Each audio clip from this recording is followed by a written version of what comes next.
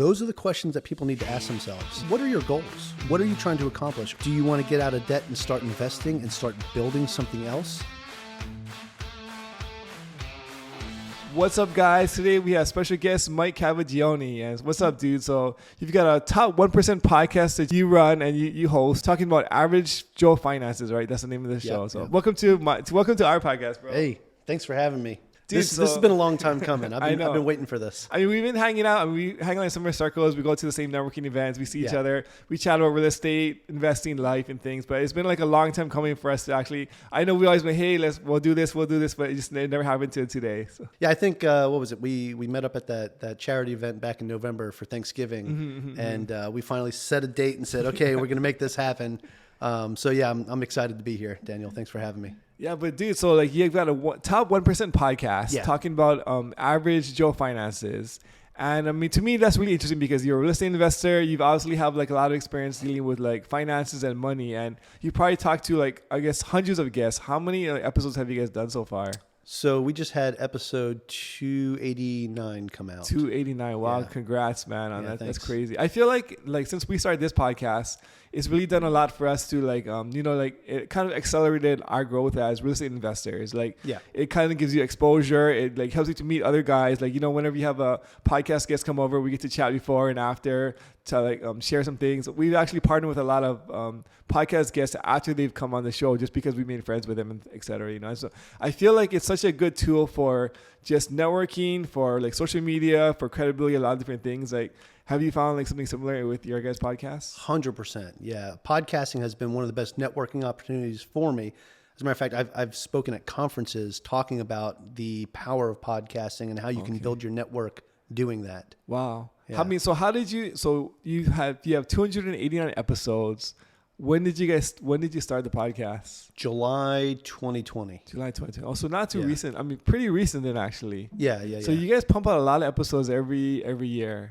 Yeah, we try to do one a week. At one point, we were doing 2 a week. We might get back to that crazy. again. I had a huge backlog, but now it's kind of, because I kind of took a break for a while and just let all the 6 months of backlog just How do you play out. find so many guests? I mean, for us, like we've been doing this for about a year and a half, but I feel like it's hard finding quality guests. After a while, like first you tag all your friends, you have all your friends on, and after like your friend run out of like your friends, now it's like, okay, you're kind of talking to like other people. But I always have a problem with having like quality guests or trying to find people with interesting like stories or things that they have to talk about. Sure, yeah, that can be difficult, and I think a lot of it stems from when I first started. I was on the guest hunt, right? So I was always trying to find like the next best guest. If you listen to my first couple episodes, you'll see that I was kind of just whoever I can get, I would get on the show, right? Talked about some pretty wild things, but we've gotten to the point where they come to us, right? And it's because I did a lot of outreach at the beginning, right? I was on, there's a podcast guestlist.com, radio guestlist.com, a couple different sites that I was on where you can like find guests. And I created an application form now, and now people just apply to be on the show. I mean, we have 289 episodes. Yeah, I've interviewed over 300 people, but on my applications, I think I'm up to over 400 applications for people to come on the show. Yeah. Not everybody, I don't always say yes, right? Sometimes there's just things that I just don't want to talk about. Yeah. I mean, that's super interesting. So, I mean, at a certain point, it's kind of like, I feel like it's the same thing with investing or finances is the beginning is always very hard. And you're kind of like, you have to put in like a lot more effort to kind of like get to a certain level. But once you have a certain level, now you have momentum and it kind of feeds and cycles into itself. Yeah, absolutely. And one of the things that I think is super helpful is I have a VA who is amazing. Okay. And VA she actually is a virtual assistant. Okay. Yeah. So and I'm glad that you did that. I do that on my podcast too, just to make sure people understand the acronyms, right? So she built out this spreadsheet for me, right? With every time somebody applies to be a guest on my show, I use JotForm to take in the data. And then I have a Zapier set up to feed that data to this Google sheet that she manages. And on there, it puts all their info in their bio, what they want to talk about, what their discussion points are, blah, blah, blah.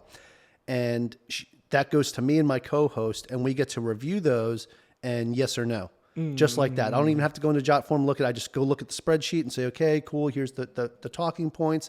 yes, I want to talk to this person, or no, I don't. I feel like, I mean, this is like a little nugget that people might not realize, but like you really like systematize like a process. Yeah. And the thing is, like, whenever you can take something that's like, let's say very complicated or like time consuming or lengthy and turn it into a one click button, like it makes your life so much easier, but it also makes you way more productive because like what would normally have taken you in the beginning, maybe like, let's say like an hour or like an hour and a half to kind of like sort through things, like go through the application, etc. Now it's like 10 seconds, click, and like it's done. Yeah.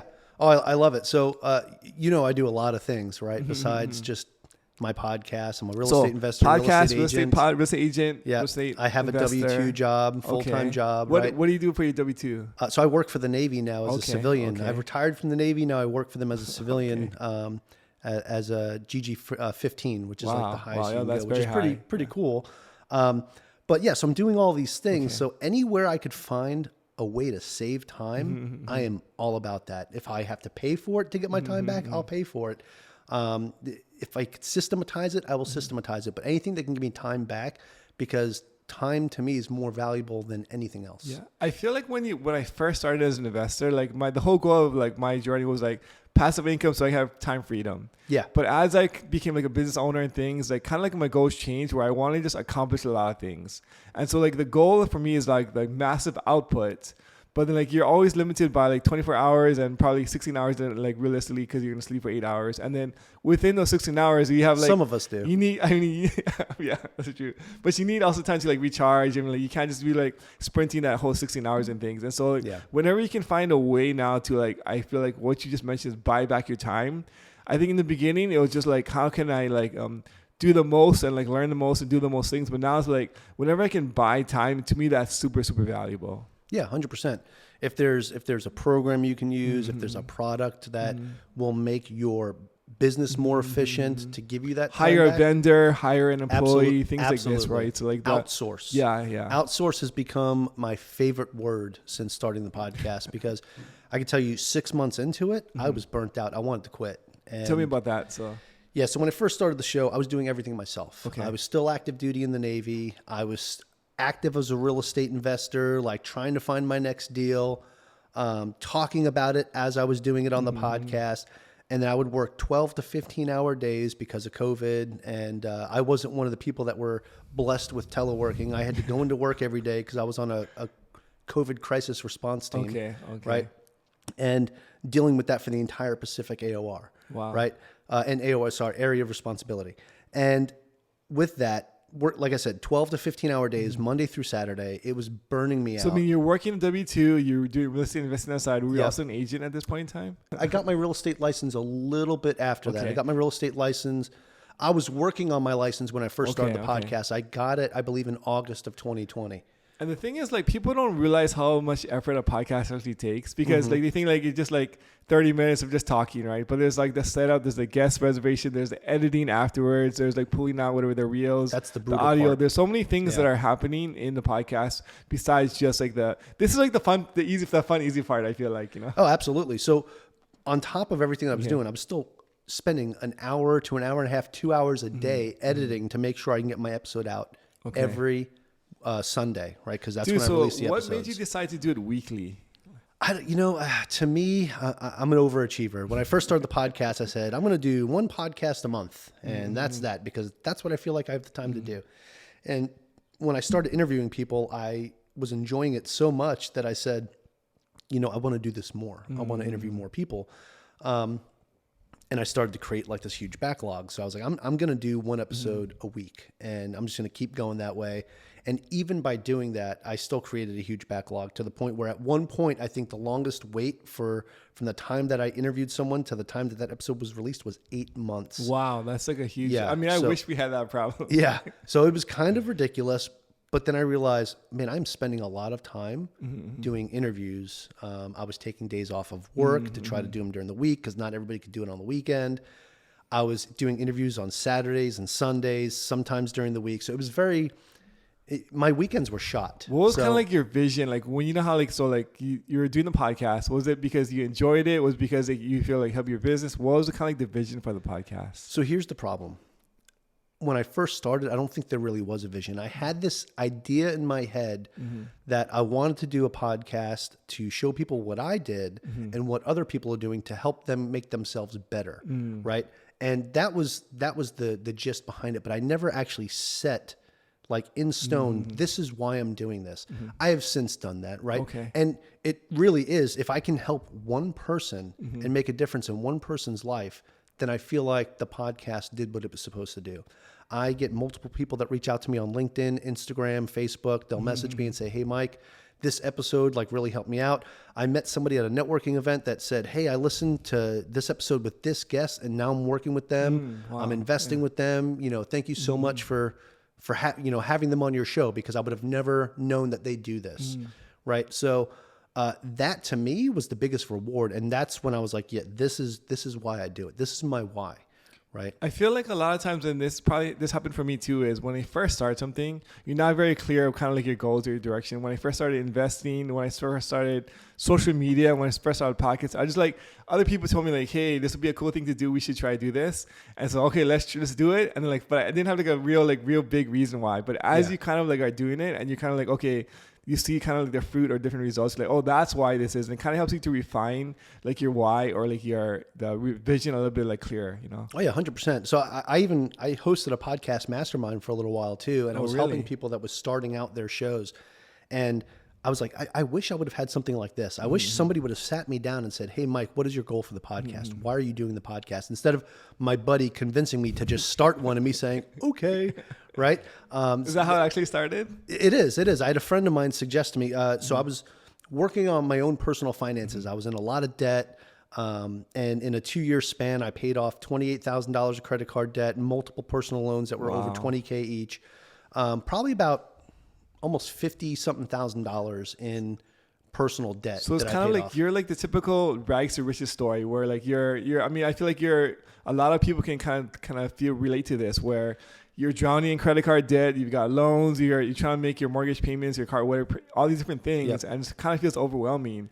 And then you sat down, you figured out a game plan and a path, and you got yourself out of a massive debt, and you actually are now thriving as an investor and a W2 / podcaster, social media guy. Yeah, so it's pretty funny, and that's how I got the name Average Joe Finances, right? Because when I sat down and thought about what should this podcast be called, I said, well, I'm kind of like your typical everyday average Joe American, right? You're doing your W-2, you're going to work, you're trying to pay off your debt, you're trying to do the right thing, but there's always something else that comes up. There's always something that increases your debt. How do you get past that? And that's kind of, I found a way to do it. Let me show other people how to do that. Let me interview people that have gotten themselves out of situations like that. Then it elevated to, let me interview people that got themselves out of the rat race, that got themselves, into real estate investing, because this is what I'm doing now. And I wanted to show people that there's so many different paths. This is what I'm doing. You can do something else, but there are so many. And that's why the guests that I have on my show, they're not just real estate investors. I've had people come on that do day trading. I've had people come on that are just straight like, hey, 401k Roth IRA, and this is how I do it.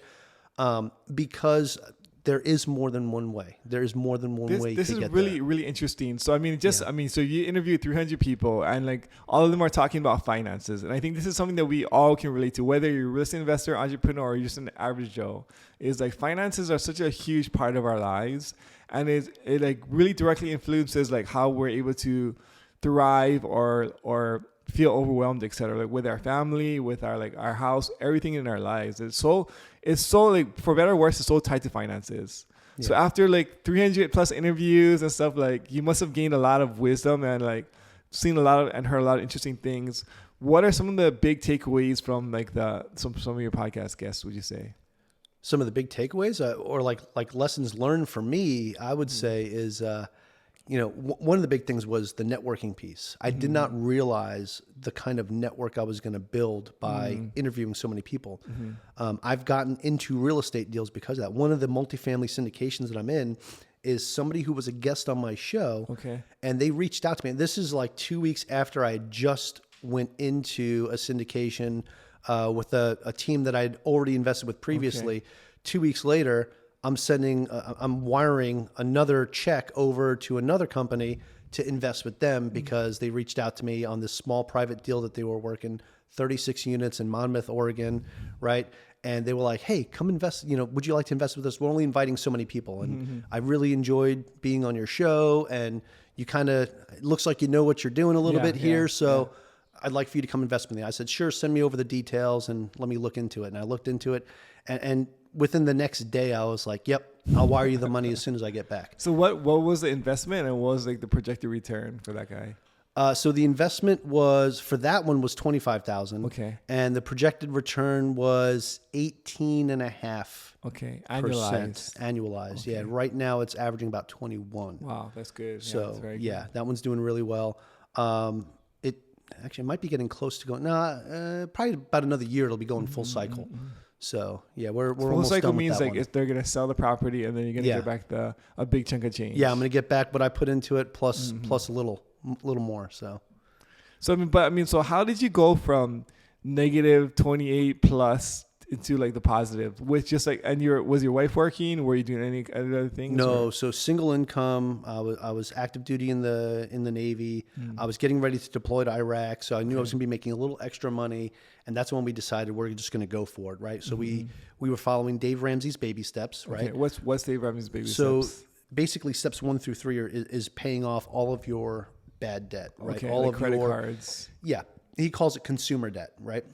So credit cards, personal loans, auto loans, things like that. So paid off my wife's car, paid off all of our credit cards, paid off all of our personal loans. And in a 2-year span, saved up $40,000. I was making about $68,000 to $70,000 a year at that time. So over a 2-year span, we paid off all that debt and my wife's car and saved up $40,000. How is that And then possible? I got orders to come to Hawaii. I feel like that doesn't make sense because you're paying taxes on that thing as Yep. well too, right?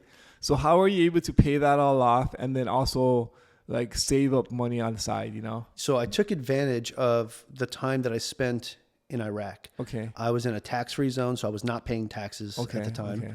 I was making extra pays, like hazardous duty pay you get for being in a combat zone.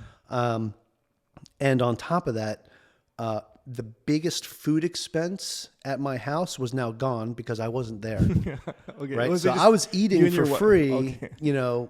My meals, Okay. in theater while my family was back home. And, our 2 young children, they didn't eat a lot. Right. But so we saved a lot of money there. Right? Kids are very expensive. And whatever. Yeah, absolutely. But they were out of diapers at that time. Okay. So yeah, we were good there. But we took advantage of that, and my wife really scrimped and saved, and she really managed her finances really well while I was deployed, right? I basically was just there eating at the DFAC every day, which is the mess area, right, where we got our food. I was eating there every day. I was going to the gym 3 hours a day. I came back looking jacked, right? It was a great deployment. And then when I came back, I realized that we had paid off almost all of our credit cards during that time span. So it's really like a team effort because like you were away, not spending money and saving a lot of money where you were making money. And then your wife, where she was when the money came in, she was allocating it towards debt. And then also so I'm assuming like discipline and budgeting probably had a big role into like this. Absolutely. Yeah. Having a good spending plan, or use the B word, budget. Right. So when I came back, like we weren't done. Right. So I came back, there was still a couple more credit cards. There was still a little bit left on the loan. But we were doing the snowball method, right? So as we were, as a credit card would get paid off, the payment that we were making to that credit card would pay the next one, and then pay the next one, so on and so forth. You would just keep snowballing it until it turned into an avalanche, right? Then when I came home, in order for us to stay disciplined and stay focused, we started doing something called the envelope method. Right. Okay. Where we would basically set up these envelopes for all of our different bills and whatever. We had a fun money account. Was this physical cash? Did you guys physical cash that we were doing. And then we did that for a couple months. And I said, I don't really like having all this physical cash out. But we were doing that to discipline ourselves, because when you hand somebody the money versus swiping or tapping the card, it feels dirtier, right? It hurts more. I know exactly what you mean. I feel like one of the challenges of just life in general, especially with finances, is it's so easy to spend because you just tap your card and you don't see actually feel the money going out. But when you have to here's $100 or like whatever the bill is, like physically, like it makes a big difference, like psychologically. Oh, 100%. So we did that to get the psychological hurdle done. And then we switched to something called sinking funds, where we opened up several different accounts, right? We had a pet and vet account. We had a car maintenance and car payment account until her car was paid off. We had a fun money account, a family activity account, right? So the fun money stuff was for like if I was going to take her out on a date or we were going to go do something, that's what that was for. The family fun money account was for we were taking the kids out. So we had all types of different things. What was the name of this app or this site? Oh, it wasn't an app or a site. So it's called Sinking Funds. And it's basically you go to your bank and you just open up several checking accounts, right? And I was using USAA, and in USAA, I can label the accounts. I can rename them, right? So I would name the account what it was. That's interesting. And every time I got paid, the first thing we did was when the paycheck hit, we moved the funds where it needed to go. Wow, that's interesting. So like you kind of something we still do to this day. Really? I mean, I feel like that's like a genius way to kind of like budget or keep your things. 100%. I feel like me and my wife might need to do something like this. Yeah. No, it's a great way to go. But I also do, I use my HELOC right now too as a checking account. So I use my HELOC pretty much for everything. So I still have separate accounts, right? I still have the fund money account. I still have the family fund money account and all these different things, right? And that's what we do. Like, as a matter of fact, our family fund money account, because of we've been doing a lot more things at home recently, has kind of skyrocketed. So now we're doing like bigger things. We're going to concerts. We're going to events. In March, I'm going to see the Hawaii Symphony Orchestra perform Star Wars during the movie. Nice. So are you a big Star Wars fan? Just a little bit. Yeah, just a little bit here. Dude, that's a sick tattoo. So yeah. I mean, just aside bunny trail, but so you got a Star Wars tattoo on your right arm. Like, tell me about that, bro. I'm a big Star Wars fan too. Yeah, so it started off, so I only get tattoos of things I'm really passionate about, right? So Star Wars is something I'm really passionate about. So I got this tattoo back in Virginia Beach. I kind of had this idea of what I wanted. I wanted to have like the Death Star in the background and some X-Wings and TIE fighters fighting. And I kind of drew out like this whole concept, and I gave it to this tattoo artist and said, here, this is kind of what I'm thinking. And she's like, hey, let me do something with this and come back in a couple days. I said, okay. So I go back in a couple days and she shows me this design, and I'm like literally the stuff that I had was like stick figure, like TIE fighters. It was like the lines in the circle, and like the X-Wings was the X with the, the little sharp lines. And she shows me this masterpiece, and it had the Millennium Falcon added in. And I wanted to have specific Star Wars symbols in there too, right? So like the Rebel Alliance, the Jedi Order. This is Boba Fett symbol, not the Mandalorian, but this is what Boba Fett was using at the time. This is before all the newer stuff came out. The Empire symbol, and then the Sith symbol. So those are the specific things that I wanted to get in there too. So she worked it all out to get all the symbols in there, have the Death Star in the background, and I said, on the back, I want to have like Darth Vader. And then she got me Darth Vader. That's so right killer, there. dude. Yeah. So I said, here, you do your thing and put your artwork on my arm. That's so awesome. That's so awesome. So bunny trail on that. So different counts. And then, so that's kind of like a way for you to like see physically how much you're spending in each thing. Because the other way is like at the end of the month, after you spend, then you're like, hey, I spend this much on food or on clothes or on gas or whatever. And so and we're getting ready to change it up again, the way that we do things. So we like to change things up to keep it fresh. But my wife and I are going to start reviewing our spending. At least going into 2025, we're going to start reviewing it weekly now instead of quarterly or monthly, and just look at every single thing that we've done that week and what could we have done better. Where did we splurge a little? Because I can tell you sometimes Amazon could be a very dangerous website. Amazon is like I get packages coming to my house just randomly. I'm like, what's this? What's this? What's this? My kids are ordering things. I'm like, I don't even know what's going on right now. So yeah, you gotta be careful with Amazon. So we're gonna discipline ourselves again. The thing is, like, it's in concept, it's so easy to do. Like you would think anyway, budgeting and setting aside different things, but it's also like very hard because like it's just like it does take time and energy and effort. And I think people might not realize that, like, okay, like sitting down with your wife like once a week or something for like a couple hours is something that you have to actually do. And it's like, it's not just, doesn't just happen by itself. Right. Right. And that's something we actually gotta get better at. Like, cause we'll tell ourselves, we're going to review the budget this week and all these other 9 million things come up and we didn't actually do that. So we actually just bought this thing at Costco. It's something I've been asking for a long time is I wanted to have like a family, like digitalized calendar where we can sync all of our Google calendars to it. So she can it's see like on the wall kind of thing. Yeah. So she can see all the really? different events I have coming up. I can see what she has going on. And then we can set times. Like we could say, okay, look, so looking at the calendar, we're both available at this time. I mean, you know, we don't want to cut into family time with this, but if we have other free time, we're like, hey, this is going to be the time we're going to put on both of our schedules that we're going to sit down and do our budget. This sounds really interesting. So is this like a physical calendar that like is connected to Wi-Fi or something, and it syncs all your Google calendars so you can like, see it on the wall? Yeah, syncs. Dude, that's Google calendars, Apple calenders. This is like my problem is whenever I hear something cool, I just have to go out and buy it. So. Yeah, Costco right now. We saw it there. We were doing some last minute Christmas shopping. Okay. And I've been asking for this for a long time, and she's been considering it. And when we were there, it was literally as soon as you walked in the store, it was right there, and we were like. And actually, she's the one who pointed it out. I kept walking right by. I didn't even pay attention. Like I try not to pay attention to the electronics. I try to walk by. If I kept looking at the electronics every time I go into Costco, we'd leave with a new TV every day. But I kept walking. And she's like, "Hey, Michael, come here." My wife calls me Michael. Everyone else calls me Mike. So just you know, don't call me Michael. Call me Mike. But anyway, so we're walking by, and she's like, "Hey, come here." And I'm like, "All right." And I'm looking. I'm like, this is what I wanted. This is the thing I've been asking for, right?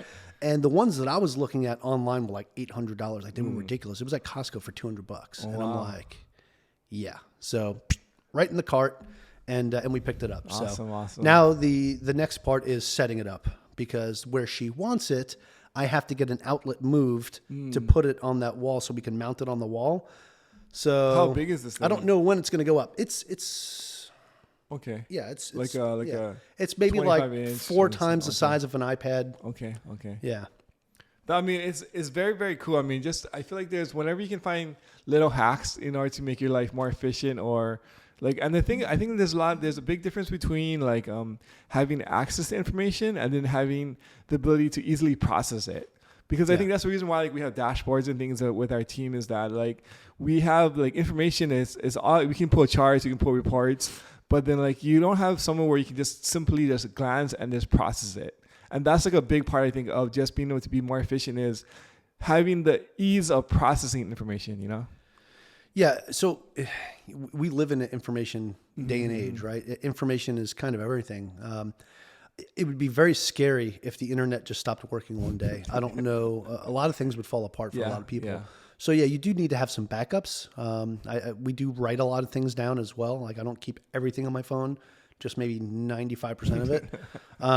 But yeah, you have to be good with information and technology nowadays. And I think processing it is the other piece of that. Like, where does this all culminate and come together?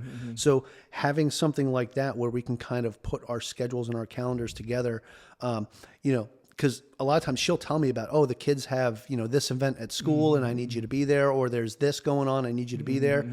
And if I don't immediately put it in my calendar, I will probably forget. Yeah. Right. So because I always have so many things going on. Now she could just go right into the little family calendar, go boop, and it'll populate onto mine. Because she'll say, oh yeah, you're free that day. Or she'll say, yeah, you got to cancel that because you got to be here. Yeah. Okay, cool, done. And then I can make that happen. A lot of times there's a lot of last minute me shuffling. I've had to cancel podcast interviews on the weekend because we had something going on that I forgot about and somebody had scheduled there. So one of the things I like to do is I like to block off time slots. If there's going to be an event or something like that, I'll block it off so people can't even schedule then. So now with this, it'll feed it to my calendar, and my calendar is linked to my scheduling system. So what scheduling system do you guys use? So I was using Calendly forever. Okay. And then I got sick of paying for it. And when you get sick of paying for something, you try to find other solutions that are cheaper or freer. And I recently found this new one that is amazing, and I will preach it to everybody here. It's called Neetocal, Neetocal. Okay. It has all the functionality of Calendly, and it's free. Wow. Okay. And if you want to pay, you'd only be paying to remove their branding. And it's $5 per person on your team. So if I could be spending what I spent on Calendly for just myself now for my entire team. If I just wanted to remove the branding, I'm like, no, I'll leave the branding on there. I don't care. What I do is I embedded it into my website. Wow. And when people want to schedule with me now, I'll just send them my website. And it's already embedded there, so they can just go and schedule. It does the same thing. It'll send the email reminders. You can set it up for text reminders if you want to, but you have to use another system.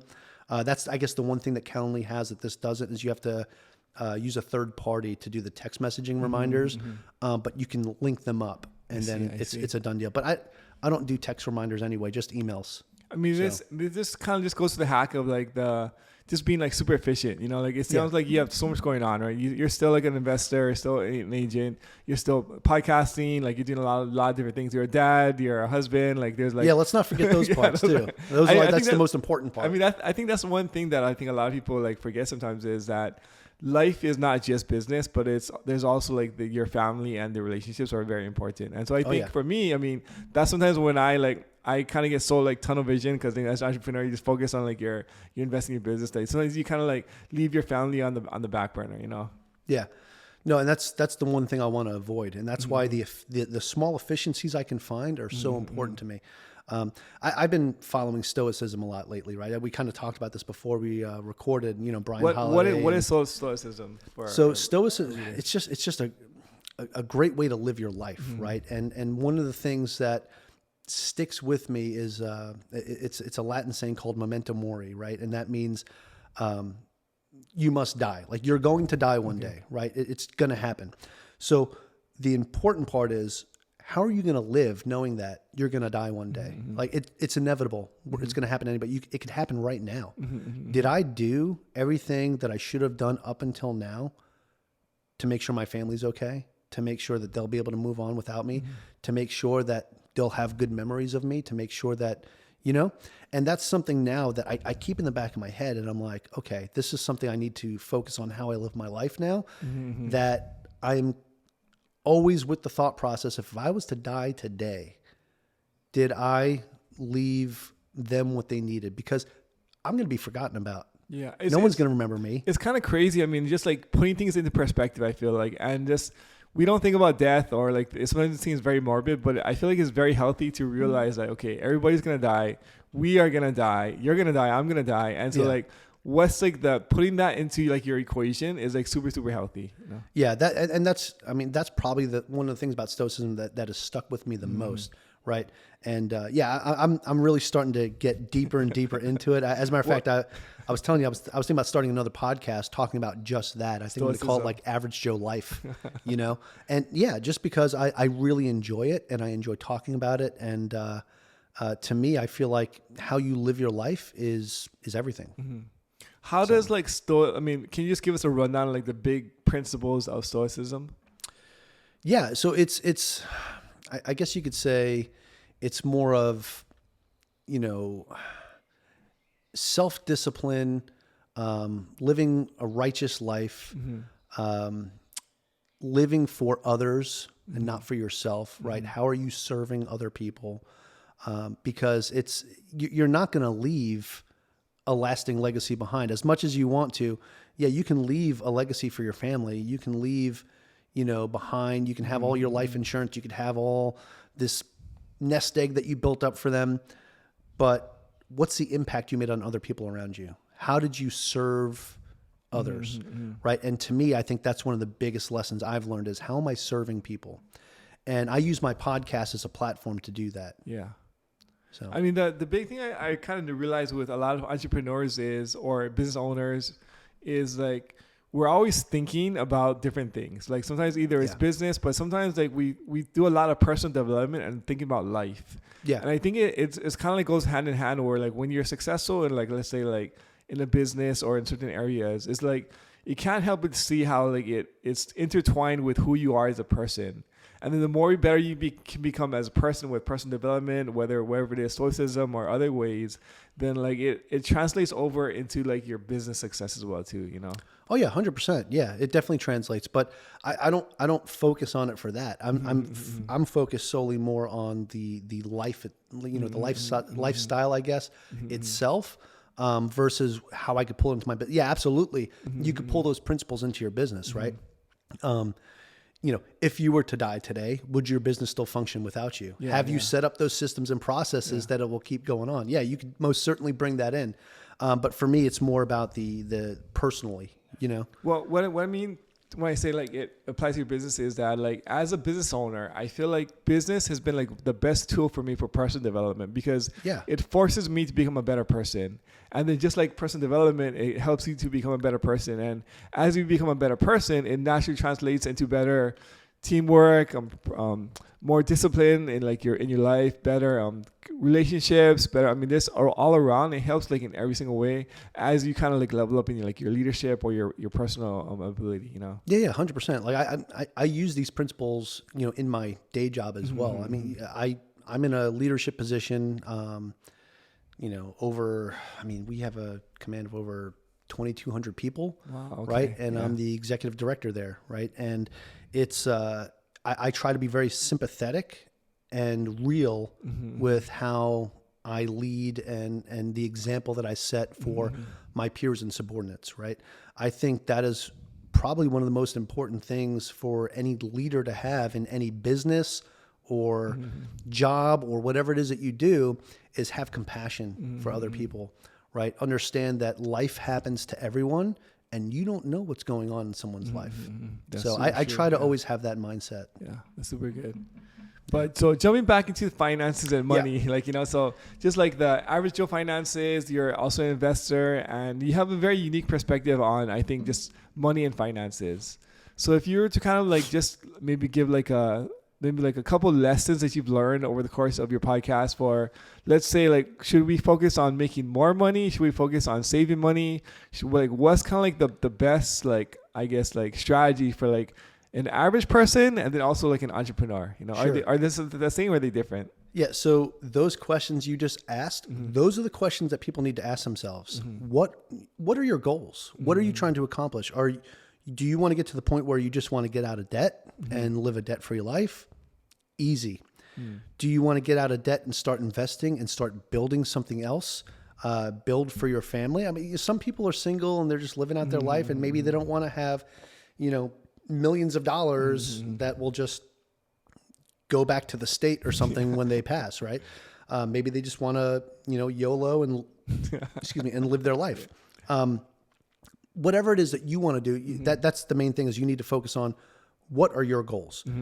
Then you need to take the necessary steps to accomplish those goals, right? So for me, it was, I wanted to get out of debt, but I also wanted to set something up for my family. I wanted to make sure that if something was to happen, again, I was in the military for over 20 years. Sure. I've been in dangerous situations. I was always of the mindset of something can happen to me. And now, even looking deeper into Stoicism now, I really think about that. And I want to know that when I go, that they're going to be set up. So that has been my focus, is building that generational wealth for my family, to make sure that my kids, after I leave this earth, will be okay. Just to play devil's advocate is, let's say, so if your goal is to make sure your family is set up for the future, why not just buy a bunch of life insurance?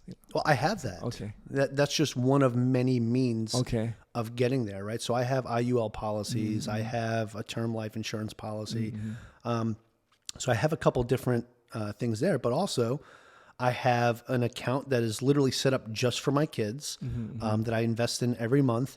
I have real estate now. I have individual stocks that I buy. I have multiple ETFs that I'm in. I have, through my employer, I have something called the Thrift Savings Plan. It's like a 401k.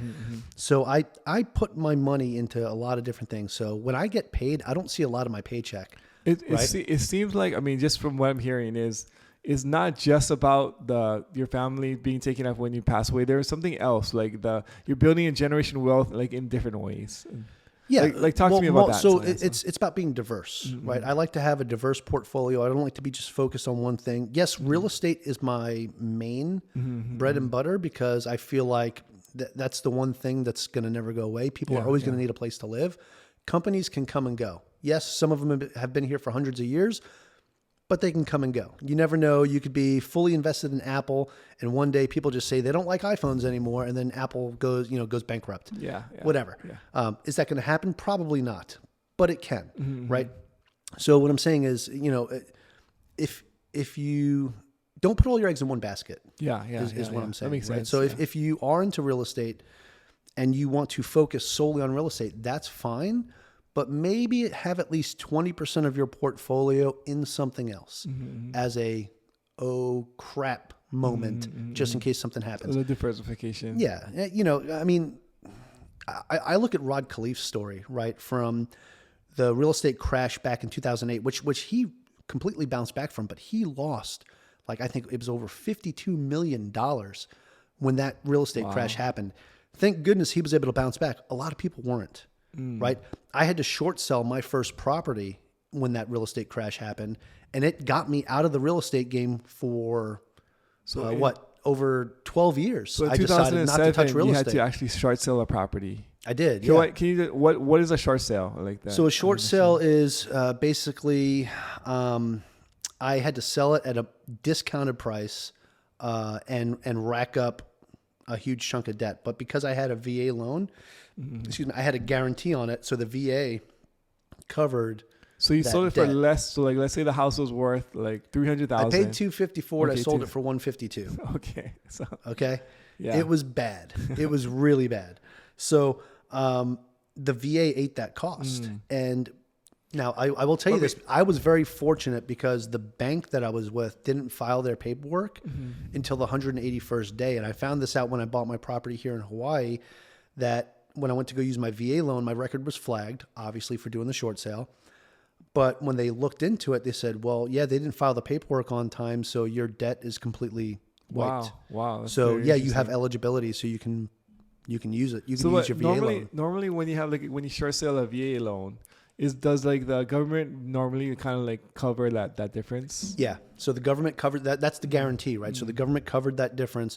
But what it does is it takes away your eligibility in the future. Like if you want to use a VA loan in the future, you got to pay that back. I would have never been able to pay that back. It was like 60. Well, I think after it was all said and done, I think what the VA guaranteed was like $68,000, right? Even though I think I lost $97,000 or something like that on the property. I'd only have to pay back $68,000 to get my VA loan eligibility back. But because they didn't file the paperwork on time, the lender, which I won't say what bank it was, but the lender had to eat that cost, right? So I was very fortunate there. Otherwise, that $40,000 that I'd saved up to buy the property here would have all been gone. I still would have had to come out $28,000 more, and I would have been back in the same boat where I was before. So, and this is just what can happen when it comes to like a real estate, a crash, etc. Yeah. So, but that's what I'm saying. And that's so rare, right? I mean, that's the last time we saw something like that happen. We thought there was going to be a crash when COVID happened, right? That's why I sold a rental property that I had during that time frame. And then I'm like, 4 months later, if I would have held that property, I would have made an extra $100,000 if I would have held it. It's so COVID was a crazy time. Oh my goodness! It's funny because like you got started right before COVID. I got started right before COVID, so we both kind of experienced COVID from like a new investor set of eyes. And so when you jump into it, it's like it felt like the world was going to end. It was so scary. But then when we stuck it out, there was a lot of opportunity and money that was made during that time. 100%. And one of the things that was great about it is, you know, and COVID wasn't great, but there was different opportunities there, right? So I was able to pull money out of my military thrift savings plan and not pay a penalty. So I pulled that out, plus sold my property, and I took the equity from that property and I invested in my first multifamily property that way as a limited partner, right? And because I had been learning about it, I'd been going to different meetups and people talking about it, and I said, okay, I think I really like multifamily, and I was like, and with what I was doing on active duty and being so busy, and now with the podcast and everything else, I was like, this is great. It's a passive investment and it's got a great return. I'm gonna do it, right? And that's how I got into that. Tell me more about like what's attractive about like multifamily versus, let's say, like owning like why would you do multifamily versus like buying a rental, you know? Sure. So for me, it was mostly the passive aspect of it, right? So that I didn't have to spend all of this time worrying about tenants, worrying about a toilet breaking. Now, you know how they say you get those phone calls at 2:00 in the morning? My property that I had was back in Virginia. And I was getting phone calls at 2:00 in the morning. Did you have a property manager? In Virginia. I had a property manager. So you had a property manager, but I was still getting those phone calls because he was calling me saying, hey, I got to replace this. And because of the damage that was done to the floor, we got to do this. It's going to cost this much, which is over the amount that you said I can just go do. So I had like a $500 cap. I said, anything over $500, call me for. I think I got so many phone calls. This is what so many people different don't things. realize. I think it was when you have like a rental property, Yeah. you do have a property manager, but then like depending on your tenant situation, how many you have, etc., the location, it still requires your input to manage the 100%. manager, your accounting, and then the tenants, etc. So like it's not like 100% passive. It still is like takes mental space, sometimes cash, like different things like to own a rental property. Yeah, and I was over 5,000 miles away, so there's that anxiety piece too. Like, you don't know what's happening 5,000 miles away, right? Which is why I had to have a project manager. I couldn't even just do it myself if I wanted to. So yeah, that was painful. But then the beauty about getting into multifamily as a passive investor was once I send my money over, I'm done. You don't have to think about it. I get quarterly reports. I see what's going on. Yeah, I don't have to make any decisions. The operators do all that. And I just kind of sit back. I get the report sent to me quarterly. I collect checks every month. And I say, okay, that's pretty good. And the amount of money that I would get on my returns is almost like the profit that I was making in the rentals. So it's like, this was like pushing the easy button for me. It's like similar returns, way less headache or stress, right? And risk. Sure. Or the risk is like, it's variable. I mean, like there's a lot involved in that. That's a whole other conversation. But that is a whole different conversation. But the thing is, if you work with good operators, if you vet who you work with, it's less of a risk. I know multiple people that have been in multifamily properties that have had to do capital calls and things like that, where they had to put more money into it because the team that they invested with or the operators that they were working with maybe overlooked something, or the costs for some of the restorations and repairs that they had to do and renovations were higher than what they previously estimated. So I try to always stick with the people that are very conservative with their numbers, that are advertising like lower returns and like, oh yeah, 25, 30%.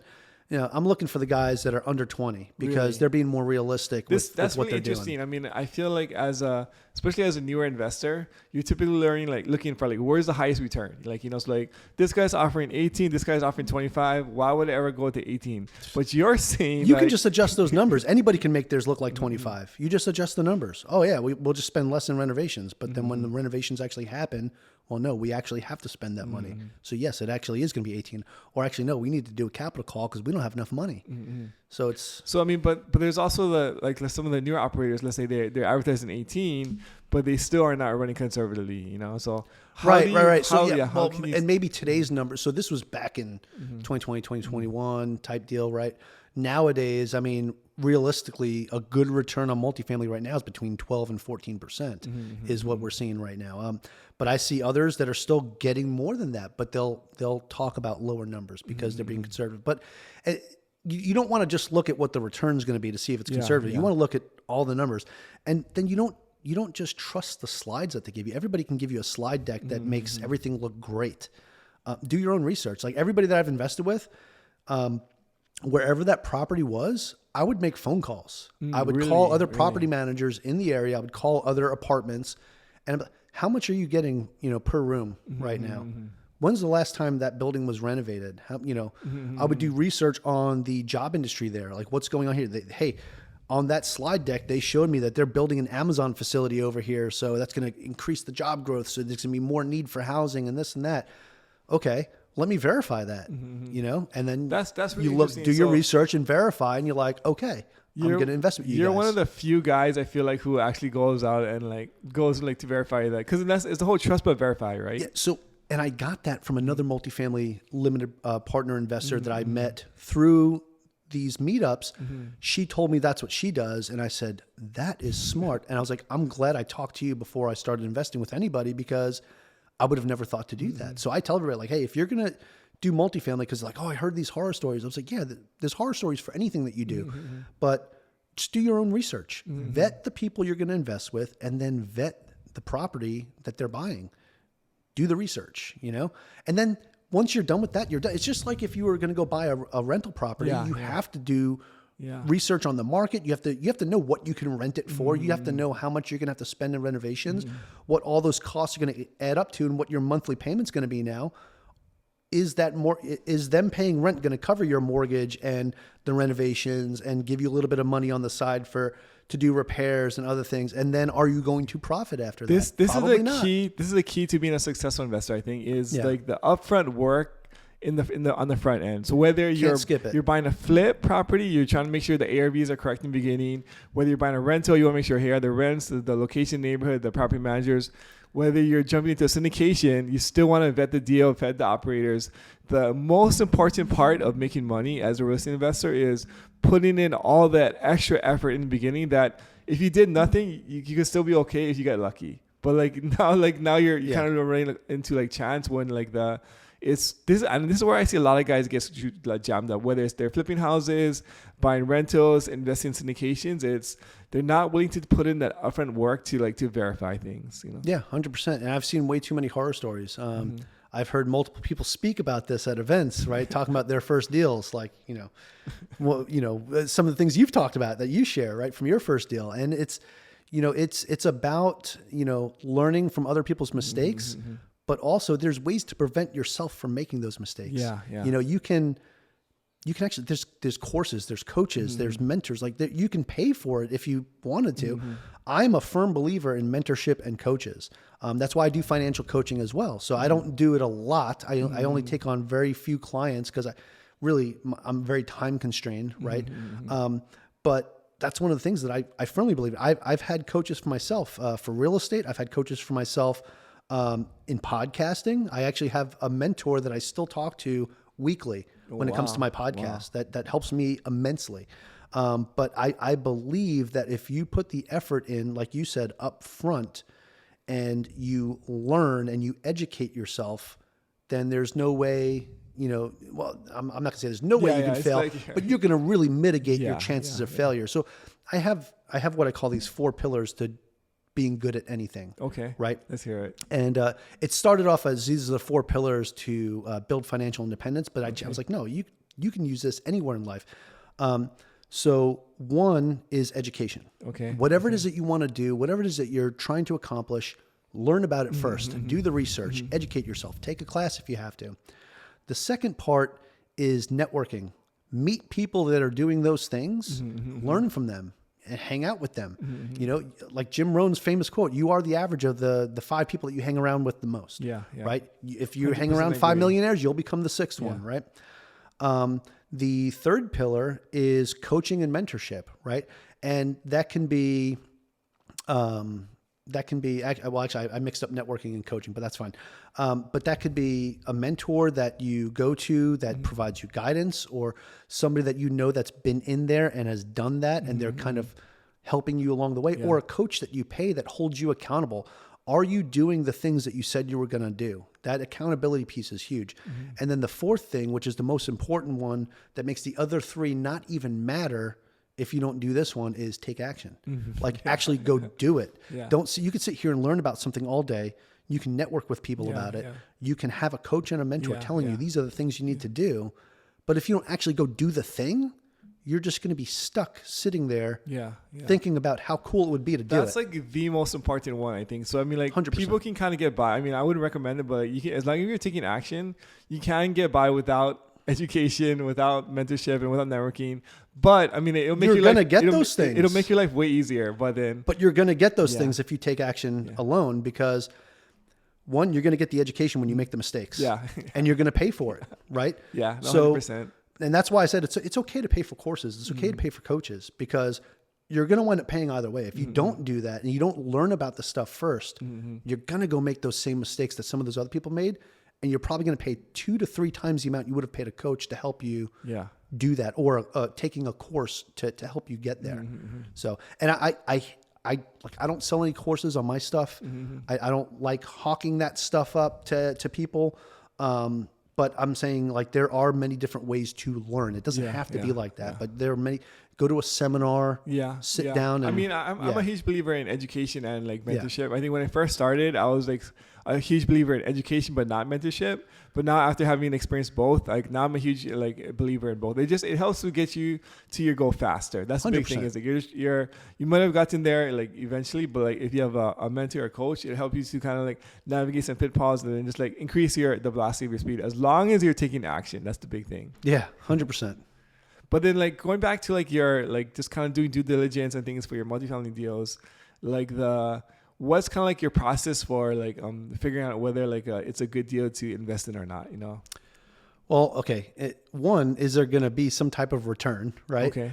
If there's going to be a return, then it's good for me so far because now we're getting some money back. Okay. But one of the things that you want to look at are, you know, like I said, you can get sent all the slide decks. You can get sent all this data.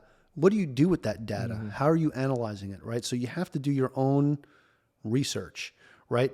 So something that's going to make a good deal for me is something that I know I'm going to get a decent return. I know that the area is going to be occupied. There's going to be high occupancy. So number one is like the return on like the actual like pro formas, right? Yeah. The second thing is like at the area you're actually. Well, the first thing you're going to look for is a return, right? Because as an investor, you're telling yourself, okay, what am I getting out of this by giving you my money? What am I getting back? So that's the first thing you're going to look at, right? Is that return? So I mean, like, because you're kind of like thinking as like a funnel. So like, there's like 100 different deals you can invest in. Yeah. The first one's like, okay, like what's the return? If the return's too low, okay, these guys are out already. So like not necessarily. Not necessarily, right? So, again, I'm not looking at hundreds of different deals. Like I do get deals emailed to me on a regular basis, right? Or people reach out to me and say, "Hey, I got this going on." Now I haven't done a multifamily deal in a while, right? Because 2024, my focus was on actually creating more liquidity because in 2025 I might start buying more single family homes again. Okay. So we'll see. I'm trying to pay attention to the market. Just to pause that for a second. Sure. We were just talking about how awesome multifamily is over single family. What would make you want to go back into the single family market? More liquidity, right? So the way I'm looking at it is I feel like there might be some bargains coming up in this single family side. So bigger returns over here. And more of get them, hold them for a little while, and then sell them, and then put that money in multifamily, if that makes sense. Okay. Right? Or into something else that I want to keep it and hold it in for a while. The thing about single family homes that I like is and the difference between that and multifamily is a single family property, I could buy it, and then if it's not working out or it spikes in price and I can get a good deal, a good return on it, I could sell it. I see. Whenever I want. So you have full control over full control, right? Versus as a limited partner in multifamily, I have no control, right? So my money is in that for at least 5 years, right? So anyway, so if you're looking at hundreds of deals, yes, you're going to be looking at the returns. You want to look at the area. You want to look at what the job industry is doing there. Are things moving out? Are things moving in? What kind of jobs are coming in? Is it, something more secure? Like, is it like tech jobs? Because tech's really popular right now, right? Is there a lot of cybersecurity jobs or, things like that coming up? Is there a like warehouse or facility like Amazon is building something or Tesla's opening a gigafactory over here in Texas, whatever it is, right? What's near the area that's going to have job creation, right? So those are the things you want to look at. You want to look at the average rent for apartments or rooms of similar sizes. What are those renting for? When was the last time that building was renovated, right? If that's an older building and the rent is like super cheap, and then there's a newer building over here and the rent is almost double, that might be more realistically of what you're going to get to, right? So you can see that comparison and you can almost see where that growth is going to happen. You could say, okay, we're here. These are renting for $600 a pop right now, but after everything's said and done, it's renting for $1,100. Man, you just doubled the value of that property. Or now, more, how much do you need? Actually, because like the way that NOI works. But how much do you need to put into it to get there, right? And then if those numbers jive, you're like, okay, this is a good deal. I can really think about putting my money into. So you're actually underwriting the deal yourself at that point. Kind of, but no. Re-underwriting You're verifying mentally underwriting the deal, right? Okay. I don't underwrite deals. I just do research, right? So I just look at, is this going to work? Is this something that's going to be a net positive for me because all the things are lining up? And it's not like you have to spend a lot of time doing that research. You can make a couple phone calls, ask a couple questions, do a couple Google searches, and you're done. When somebody's actually underwriting the deal, they're really getting deep into it, right? And then you can compare what you found versus what's on the slide deck and say, this is something I might want to get into. What about like the operators? Like, how do you vet the operators for like the deal? Look at their history. Look at deals that they've done. Ask them, hey, show me what you've done before. What's your portfolio look like? How many properties have you gone full cycle with, right? The operators that I've invested with are fairly newer, right? But what they've done is nothing short of amazing. Like they've taken their first property that they invested in, they went full cycle in 2.5 years and got everybody a 60% return. I was like, oh my goodness, right? So they were putting the money where the mouth is. So they had a track record already before you started investing. Yeah. And you know, sure, you can invest with somebody newer, but if you're investing with somebody like this is their first deal, well, who did they bring in that's helping them? Do they have a key principal? Like, do they have somebody that's really experienced on their team? And then look at what they've done. Like, you know, if like, let's say I was a GP for the first time and I'm trying to bring people into a deal and they're like, Mike, you've only done LP stuff before. Why would I want to invest with you? Well, hey, I brought so-and-so in and look at everything they've done. They're helping me put this together. So you're using like their credibility, or you go make sure like, at least somebody on the team has a track record that's like very successful. 100%. Now, if you're just getting to a group and they're all green and they're like, yeah, we band of friends just got together and decided we're gonna raise capital and do this. I'm like, okay, what have you done before? I had a single family home and a duplex. I'm like, okay. Probably wouldn't invest with those folks if they're brand new. I'm like, hey, get somebody on your team that's done this multiple times, and then we'll talk, right? And even if their numbers look really good, it's like, you know, and even when I do my own research on it too, and it's like, yeah, this actually looks like it'll be really well. It's the inexperience that's making me kind of back up because, you know, somebody can mess up paperwork, somebody can mess up, you know, it's January right now, right? So what are the things that I'm going to start expecting to get in the mail are my K1s, right? So my K1s, so I know what I can claim on my taxes, right? If you have a brand new group of people doing this stuff and they don't know how to do it properly, they don't hire the right attorney to get all of your taxes in order, in time, you could really mess things up. So yeah, I think, you know, that's one of the things. Vet your operators, right? Ask them for historicals. Look up properties that they've owned before in the past and see how they're still doing now. Properties that went full cycle, are they still doing okay? You know, that's going to be a big tell. So last question for you. I mean, with like your years of wisdom of like financing and things. I feel like a sage. If you could give like maybe one piece of advice for somebody who's an entrepreneur who's looking to build wealth and kind of go far in a financial sense, what's one piece of advice you would give them? So I'm going to go back to my 4 pillars and say, follow that. But I'm going to say that probably the biggest thing is, and if you're an introvert, this is going to suck to hear this, but go network. Go meet people that are doing the things that you want to do. It's okay if you want to go to a meetup and be the person that's kind of in the corner shy and not talking to anybody. Just get there and listen. Listen to the conversations that are happening. Eventually, you might get to the point where you can open up and start talking to people. But if not, force yourself to do it. Just go talk to somebody. I mean, the way I met you at a networking event, right? I just kind of walked up to you. We started talking. I think you were wearing like a Star Wars shirt. It might have been this shirt. And I was like, dude, that's an awesome shirt. And then we got to talking, right? And that was years ago. Right? So just go out and meet people. Meet people that are doing the things that you want to do and then take action. Awesome. Yeah. Well, if people want to find out or follow you or find out more about you, what's the best place to do it? Just go to my personal website, MikeCavaggioni.com, or AverageJoeFinances.com. But MikeCavaggioni.com has links to everything that I do, and you can kind of learn more about my story there. Awesome, man. Well, thank you for coming on the show. Yeah, brother.